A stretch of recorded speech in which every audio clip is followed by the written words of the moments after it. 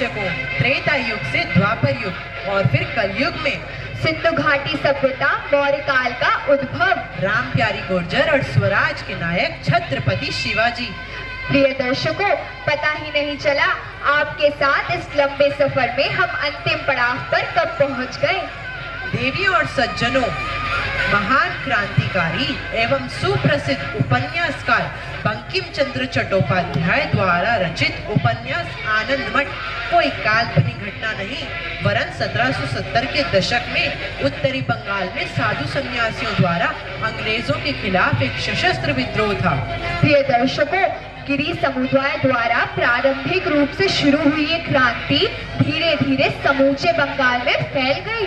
जाति पाति छुआछूत के भेदभाव को दरकिनार करते हुए लोगों ने इस क्रांति में हिस्सा लिया और अंग्रेज सरकार की नींव हिला कर रख दी।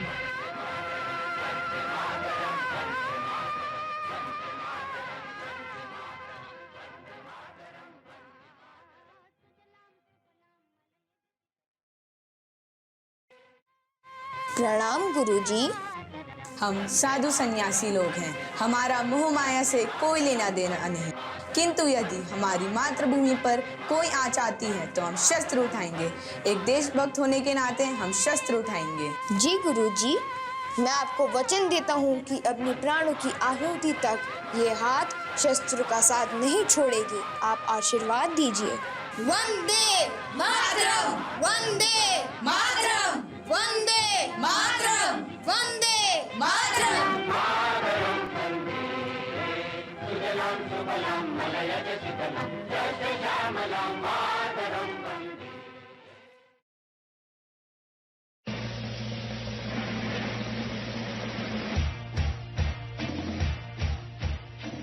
प्रिय दर्शकों, मौर्य काल के दृश्य में घनानंद के शिक्षक को तुच्छ कहने पर और अपमान करने पर चाणक्य ने भीष्म प्रतिज्ञा ली और घनानंद को उसके पद से उखाड़ फेंका।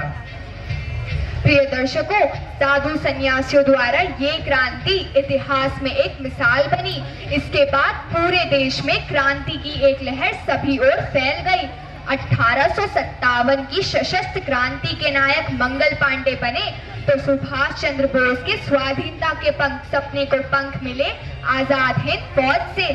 प्रिय दर्शकों, क्या आप जानते हैं आजाद हिंद फौज की पहली भारतीय महिला जासूस नीरा आर्य को इस वीर और साहसी नायिका के पति जयरंजन दास अंग्रेजी सरकार के अफसर थे और उन्हें सुभाष चंद्र बोस को खत्म करने का आदेश मिला था। आगे देखिए क्या होता है।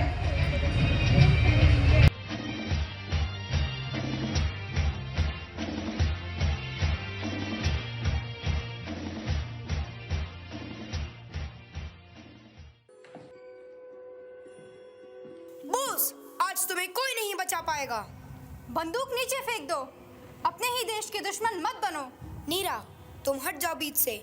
मूर्ख मत बनो नीरा, ये विद्रोही है, इसकी सजा मौत है। नहीं, समझने की कोशिश करो। नेताजी हमारे लिए लड़ रहे हैं, हमारी आज़ादी के लिए, आपकी आज़ादी के लिए। नीरा, तुम हट जाओ बीच से। मैं नहीं चाहता मेरी वजह से तुम्हें नुकसान पहुंचे। नहीं नेताजी, आप इस देश के लिए अमूल्य धरोहर हैं। मैं आपका बाल विवाह का नहीं होने दूंगी। हट जाओ सामने से नीरा, मैं भूल जाऊंगा कि तुम मेरी पत्नी हो। आप सिर्फ देशद्रोही हो, अफसोस है मुझे इस बात का। हट जाओ, आखिरी बार कहता हूँ, हट जाओ। मैं भी आखिरी बार कह रही हूँ, संभल जाओ। मैं तुम्हें आखिरी चेतावनी देता हूँ, हट जाओ। रुको, बंदूक नीचे फेंक दो।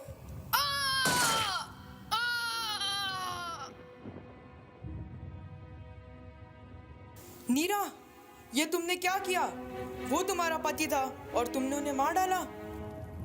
नेताजी, इस देश के लिए आपका जिंदा रहना जरूरी है और मेरे लिए मेरे देश के हित से बड़ा कुछ नहीं। नीरा, तुम महान हो। ये बलिदान देश हमेशा याद रखेगा। तुम इस देश की सच्ची सपूत हो।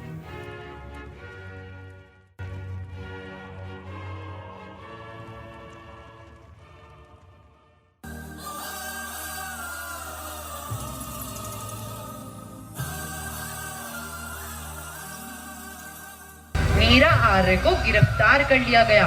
अंग्रेज सरकार द्वारा काला पानी अंडमान निकोबार जेल भेज दिया गया। नीरा आर्य को अमानवीय यातनाएं दी गई।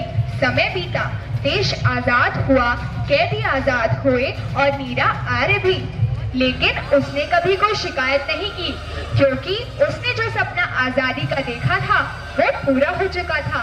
गौरा जी, ऐसी ही एक वीरांगना कर्नाटका की कित्तूर की रानी चेन्नम्मा थी। रानी चेन्नम्मा को कर्नाटका की लक्ष्मीबाई के नाम से भी जाना जाता था। तो चलिए प्रिय दर्शकों, दर्शन करते हैं कित्तूर की रानी चेन्नम्मा से।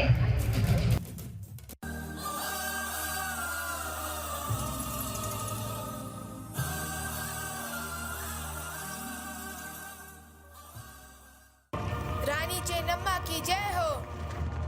इन दोनों के बंधन खोल दो। आप दोनों युद्धबंदी हैं, इसका ये मतलब नहीं कि आपके साथ अनुचित व्यवहार होगा। रानी चेन्नम्मा को गवर्नर लॉर्ड एल्फिंस्टन की तरफ से ये संदेश दिया जाता है कि आप हमारे अफसरों पर नरमी से पेश आने की कृपा करें। तो हम वादा करते हैं कि हम कभी कित्तूर पर हमला नहीं करेंगे।